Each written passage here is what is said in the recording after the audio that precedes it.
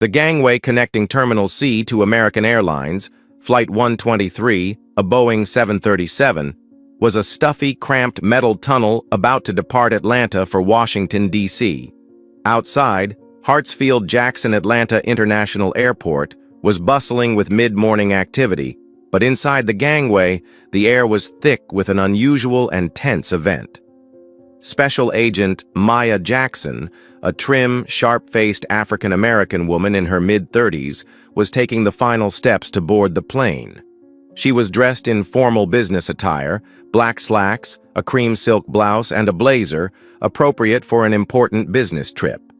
She had just handed her boarding pass to David Miller, the young flight attendant standing smiling at the door. Just as she was about to step onto the plane's threshold, a rude and arrogant voice rang out from behind, cutting through the polite atmosphere. "Stop! You there! Stop right there!" Maya turned, startled. Two airport police officers in dark blue Atlanta Police Department uniforms were advancing toward her. The lead one, taller and red-faced, with a name tag reading Brewer and badge number 4821, was the one who had shouted. The one behind him, younger and thinner, with a name tag reading Riley and badge number 5109, seemed hesitant, but followed closely behind. Officer Brewer said nothing, reaching out and grabbing Maya's arm roughly, causing her to lose her balance and almost fall. "Where are you going in such a hurry? Stop and let me check." Maya tried to keep her composure, pulling her hand back firmly but without showing any aggression. "I'm boarding the plane like any other passenger. What's going on, officer?" Her voice was even, unwavering, despite the discomfort and surprise she felt at the sudden action. Brewer let out a snort, a sneer of contempt. He looked her over, his eyes lingering on her clothes and the briefcase she was carrying. "Boarding a plane? You don't look like a regular passenger. You look suspicious. What are you up to on this flight?" He glanced at Riley, who was standing next to him. "Check her papers." The narrow space of the gangway added to the tension. Flight attendant David Miller stood at the door of the plane, his smile fading, his face showing shock and fear. Several passengers right behind Maya also stopped, eyes wide with curiosity, but no one dared to speak or intervene. The noise of the plane's engines preparing to start from outside added to the chaos. Maya Jackson, despite her anger at this unwarranted behavior, maintained her professional demeanor. She calmly pulled her Georgia driver's license from her purse and presented it along with her boarding pass. "Here's my paperwork, officer."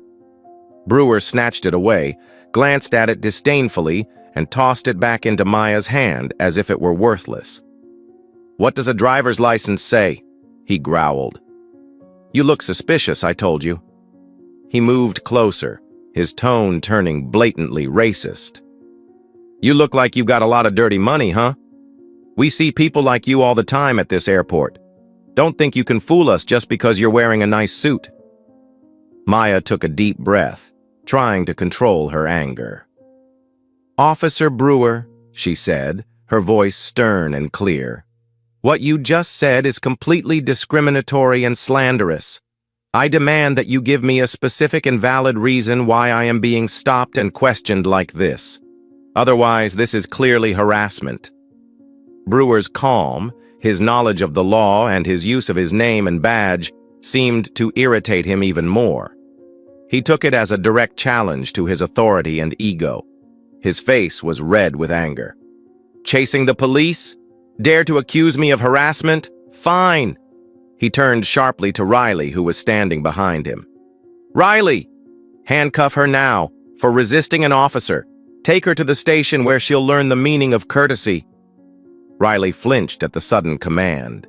He looked at Maya, then at Brewer, his eyes filled with hesitation and fear. But under the pressure of his older, more aggressive partner, Riley had to pull the handcuffs from the holster at his waist with trembling hands. "You have no right to do that," Maya protested sharply, her voice sharp. "You have no reason to arrest me. This is illegal detention." "Shut up," Brewer shouted, shoving Maya against the cold metal railing with his shoulder. "Resisting again? As Maya struggled to keep her balance, Riley quickly reached behind her, grabbed her arms, and locked the metal cuffs around her wrists. The cold, dry click of the cuffs rang out, marking the end of her freedom, right at the threshold of the plane she was about to board.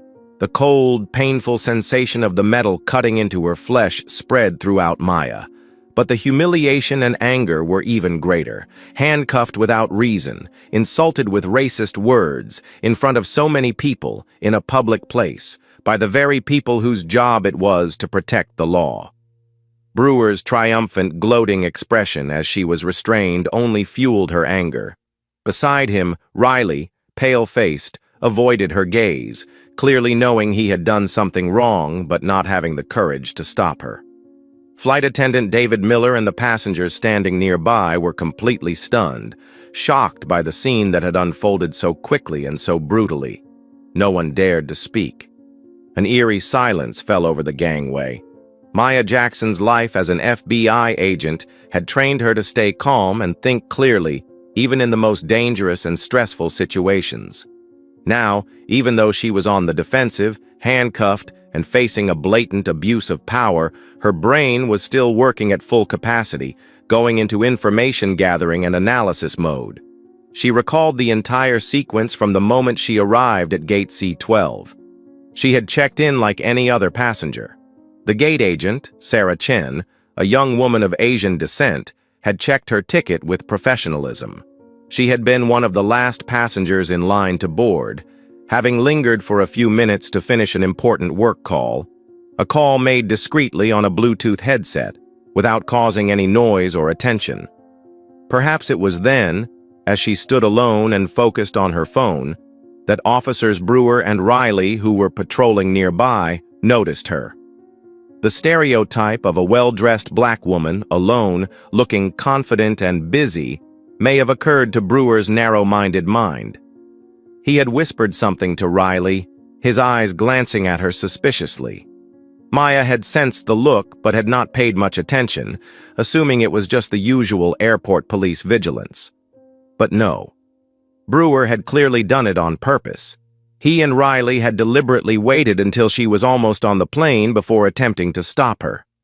This action not only took her by surprise, but also created an extremely awkward and stressful situation, making the victim more vulnerable to subjugation and making it difficult for outside intervention.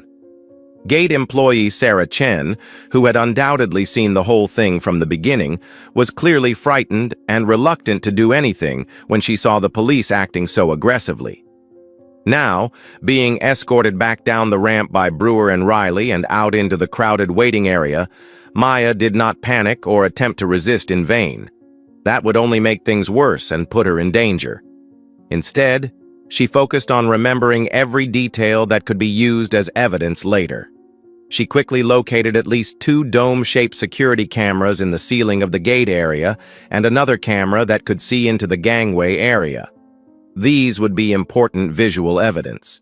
She deliberately did not argue, only occasionally asking legal questions calmly. "What specific charges am I under arrest for, officer? Can you tell me your name and badge number?" Even though she had seen them. "Do I have the right to call my attorney or my superiors?" Her goal was to buy time, force them to reveal more clearly the nature and wrongdoing of their actions, and to create more opportunities for cameras to record the incident and for witnesses to observe more clearly. Brewer, unaware of Maya's tactics, became increasingly aggressive and impatient with her stubbornness. He dragged her through the waiting area, ignoring the curious looks and whispers of the crowd. "Hurry up. You'll see me at the station," he muttered, his voice full of resentment.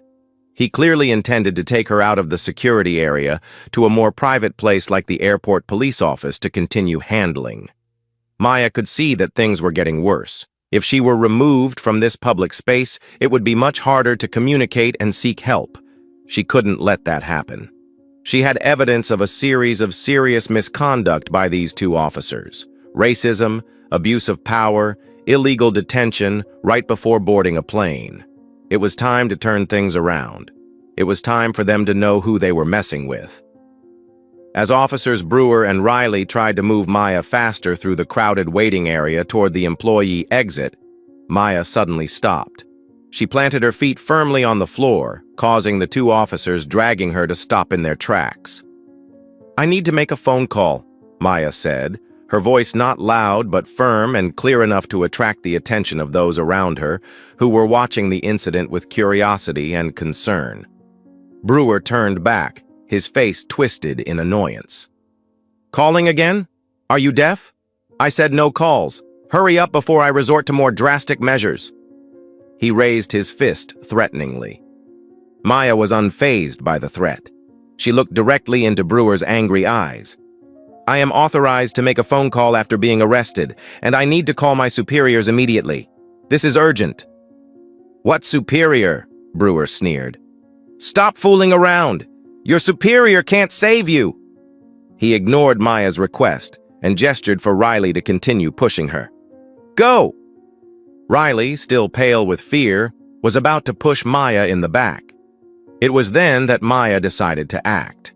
She could not expect compliance from these blatant lawbreakers. Denied the right to make a phone call and facing the threat of being pushed away, Maya used a basic self-defense technique she had been trained in at the FBI Academy in Quantico. It wasn't an attack, but a quick move to create distance and break the hold. She pivoted slightly, taking advantage of Riley's push and Brewer's lack of awareness, momentarily staggering them both.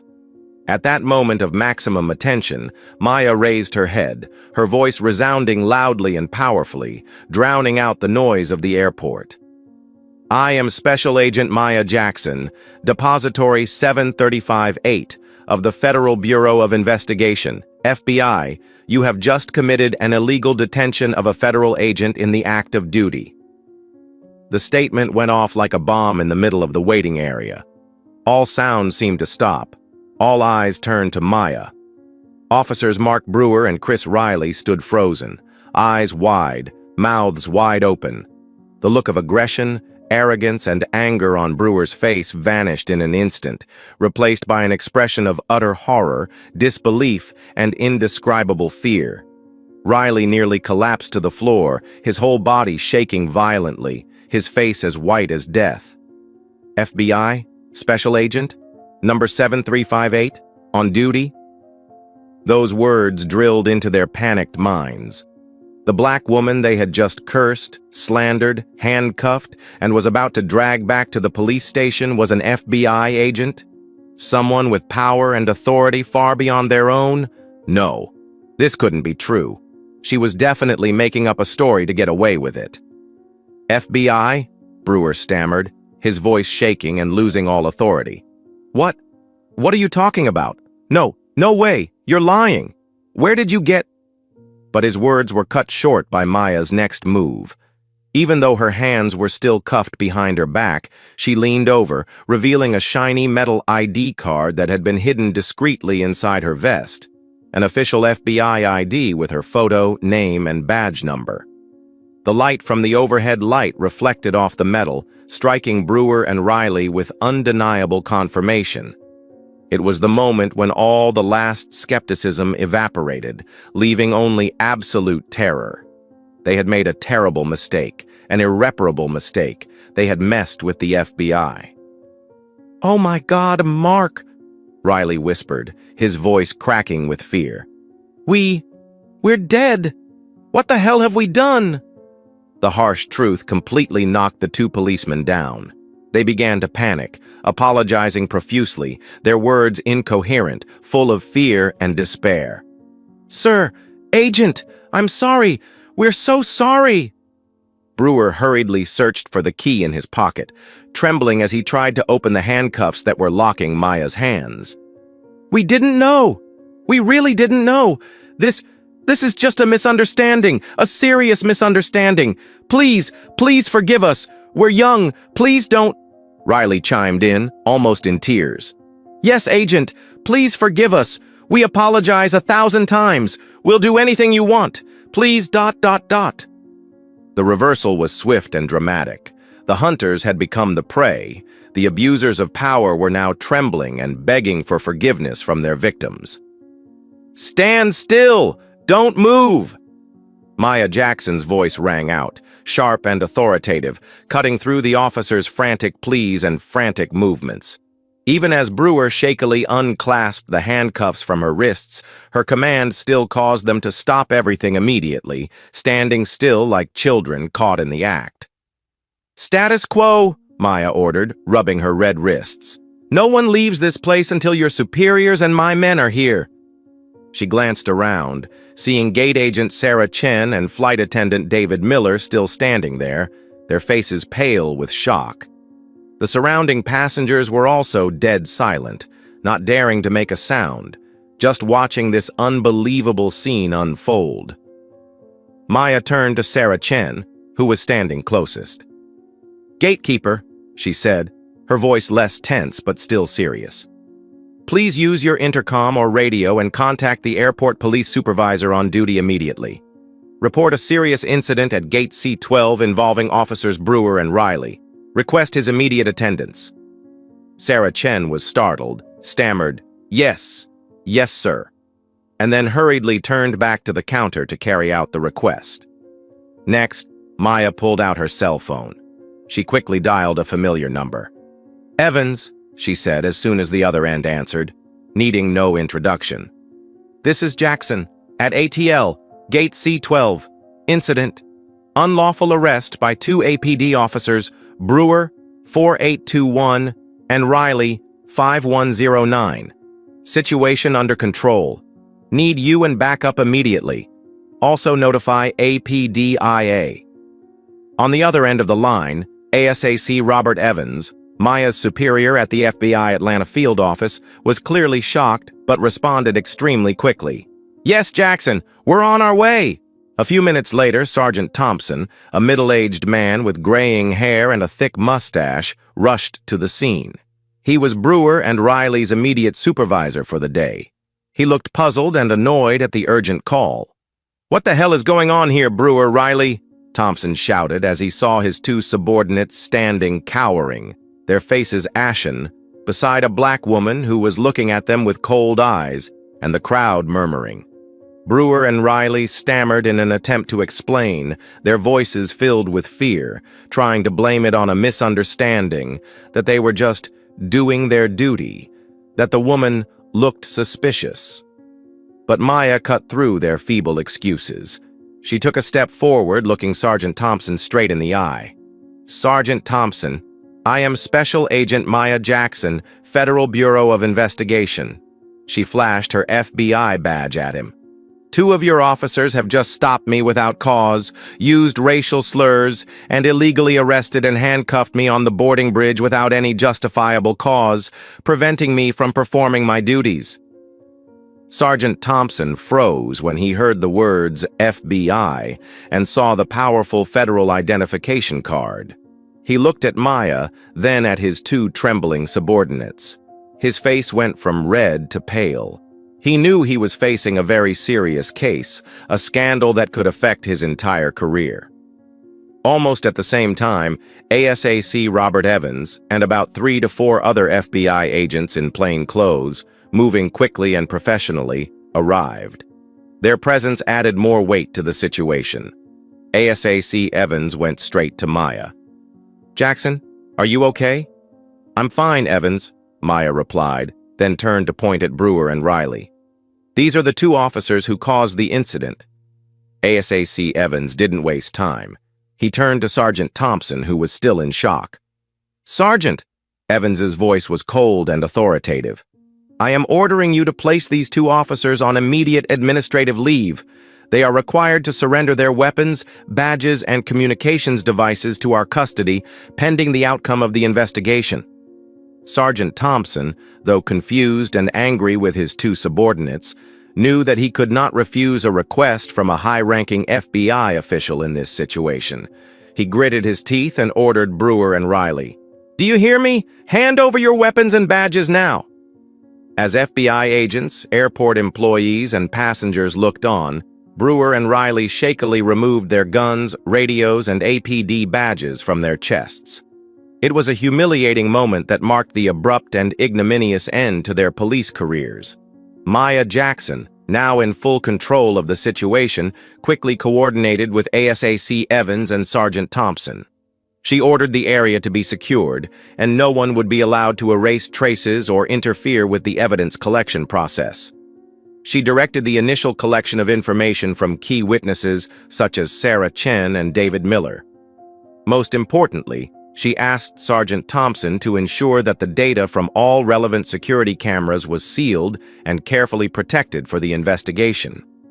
Brewer and Riley, stripped of their weapons and badges, were escorted away from the gate area by two other police officers, called by Thompson, and taken to the airport police office under close surveillance to await an official internal investigation. As they were led away, they did not dare to look up, only bowed their heads to endure the curious, contemptuous, and even angry looks from the crowd. The initial arrogance and aggression had completely disappeared, leaving only humiliation and fear of an uncertain future ahead. The confrontation at Gate C-12 ended with a complete victory for justice and reason. But the investigation and the aftermath have only just begun. The incident of an FBI agent being illegally detained and verbally abused by airport police at the boarding gate caused a real shock within the Atlanta Police Department, APD. That same afternoon, Chief Miller ordered an urgent and comprehensive internal investigation. The Internal Affairs Division, under the direct command of Captain Davis, an officer with a reputation for being stern and fair, was given full authority to handle the case. The priority was placed on the case, not only because of pressure from the FBI, but also because of the risk that the scandal could spread to the public, seriously damaging the reputation of the entire police department. Detective Miller, a seasoned IA investigator, was tasked primarily with gathering evidence and conducting interviews. He worked diligently and objectively, working closely with ASAC Robert Evans and FBI agents to ensure transparency. The investigation focuses on verifying the entire course of events and collecting irrefutable evidence. Witness testimony. Detective Miller took a formal statement from Special Agent Maya Jackson. She provided a detailed, clear, and objective account of the entire incident, from the time of the stop to the time of her release, including the specific racial slurs Officer Brewer used. Her testimony, as a highly trained federal agent, was highly credible. ASAC Robert Evans also provided testimony about Agent Jackson's condition and what happened after he and his team arrived. Sergeant Thompson, the shift supervisor, described being notified and what he saw upon arriving on the scene. Equally important were the testimony of civilian witnesses, Gate Agent Sarah Chen, who, although initially hesitant, eventually confirmed Brewer and Riley's intentional stop and Brewer's aggressive demeanor. Flight attendant David Miller described the shocking scene of handcuffing on the gangway. Several passengers present at the waiting gate were also contacted and provided statements that matched the behavior and words of the two officers. Video evidence. Data from security cameras at the gate and the ramp area was collected and thoroughly analyzed by the IA. The videos, although without audio, clearly recorded the actions of blocking, arguing, and especially Officer Riley handcuffing Maya Jackson at Brewer's command.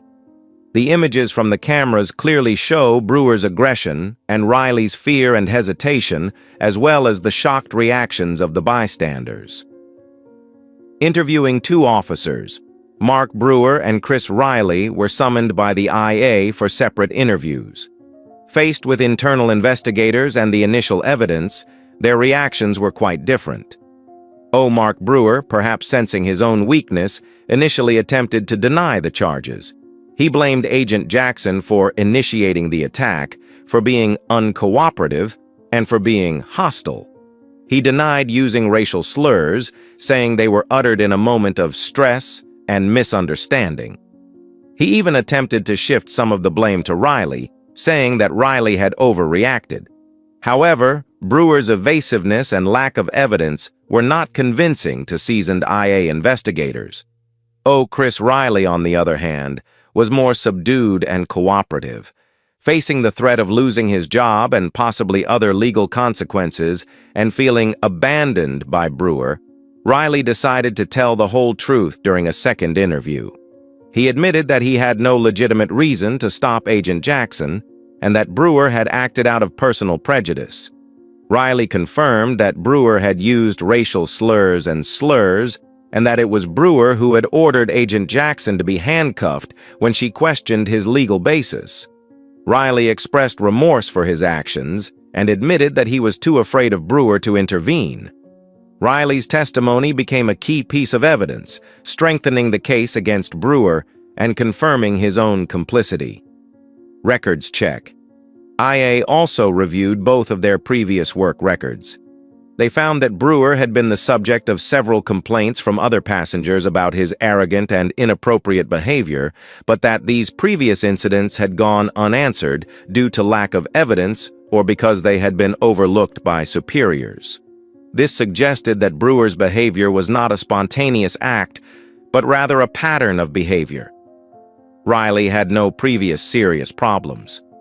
Throughout the course of the IA investigation, the FBI maintained close communication and monitoring. While respecting APD's internal investigative authority, since there was insufficient evidence of a violation of federal law for the FBI to directly initiate criminal proceedings in this case, ASAC Evans ensured that APD was aware of the FBI's special interest in the case and expected a fair and impartial outcome. Information about the incident, despite efforts to keep it under wraps, eventually leaked to a few local newspapers, presumably from witnesses or airport sources. Public opinion began to stir, with civil rights organizations in Atlanta calling for the APD to clarify the incident and take tough action against officers who engaged in racist behavior and abuse of power. Pressure mounted on Chief Miller and the entire Atlanta Police Department. After approximately 2 weeks of intensive investigation and extensive evidence collection, the Internal Affairs Division completed a detailed investigation report. The report, which is dozens of pages long, along with testimonies, video analysis, and related records, came to a clear and undeniable conclusion.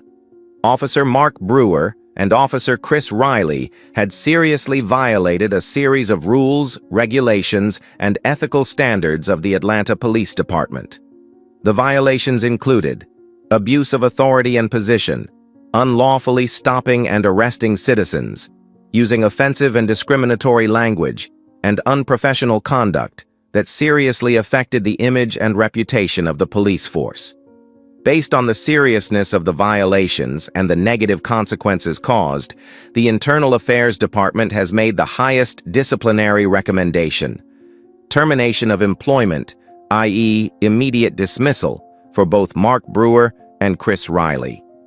The detailed investigative report, along with the Internal Affairs Division's recommendation for termination, landed on Chief Miller's desk.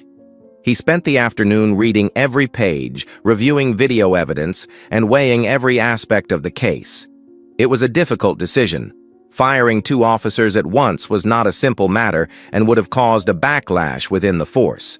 However, the evidence the IA had gathered was overwhelming and undeniable. FBI Special Agent Maya Jackson's testimony, reinforced by other witness testimony and especially Officer Riley's own admission, painted an inexcusable picture of Officer Brewer's abuse of power and racism, along with Riley's weak complicity. In addition, the pressure from the FBI, even if not public, is very real. Not only would the mishandling of this case damage the important cooperative relationship between the 2 law enforcement agencies, but it could also lead to more complicated legal consequences if the FBI decides to pursue civil or criminal action at the federal level. The risk of the scandal spilling over into the national media and tarnishing the APD's image was also a factor that Chief Miller could not ignore. After careful consideration, Chief Miller felt he had no choice but to accept the IA's recommendation. He signed off on Mark Brewer and Chris Riley, effective immediately. Official notices of termination were sent to the 2 former officers, citing serious violations of the Atlanta Police Department's ethics code, use of force policy, and anti-discrimination policy, which resulted in serious consequences and undermined public trust. The police careers of Mark Brewer and Chris Riley have officially come to an ignominious end. Their futures are in doubt. With this stain on their records, their chances of finding a new job, especially in the security or law enforcement field, are virtually nil. They are paying the price for their stupid, arrogant, and prejudiced actions. The Atlanta Police Department later issued a brief press release confirming the termination of 2 officers involved in an unfortunate incident at the airport and reaffirming the department's commitment to maintaining the highest ethical and professional standards with zero tolerance for abuse of power or discrimination. They also conducted mandatory review meetings and increased retraining for all airport police officers, focusing on communication skills, identifying bias, and dealing appropriately with the public. As for Special Agent Maya Jackson, she received a formal and heartfelt apology from Chief Miller via phone call. She accepted the apology in a professional manner, but also emphasized that it was more important for APD to take concrete actions to prevent similar incidents from happening again in the future. After completing a detailed case report to the FBI, Maya caught the next flight to Washington, D.C. to attend her important meeting. She continued her challenging and responsible work as a federal agent with undiminished professionalism and determination. The incident at the Atlanta airport was certainly an unpleasant, disappointing experience and a harsh reminder of the injustices and prejudices she and many other African Americans face on a regular basis, even from the very people who were supposed to protect them. But the fact that the 2 offenders were finally held accountable for their actions and removed from the police force gave her a sense of justice, even if only on the internal disciplinary level. She knew that firing 2 individuals would not address the root causes of systemic racism and abuse of power. The fight for fairness, equality, and true accountability was still a long and arduous one. But at least in this particular case, justice had been served. 2 abusers had been punished, and she, a strong and resilient FBI agent, had stood her ground, not only defending herself, but also helping to remove bad actors from law enforcement. The satisfaction, however incomplete, came from knowing that the system had worked, that the wrongdoer had paid the price, and that the dignity of the victim had been protected. It was a small but necessary victory on the long road to justice. Thank you for taking the time to listen to this story. If you like this content, please click like and subscribe to the channel so you don't miss the next meaningful stories, because tomorrow we will have another meaningful story for you.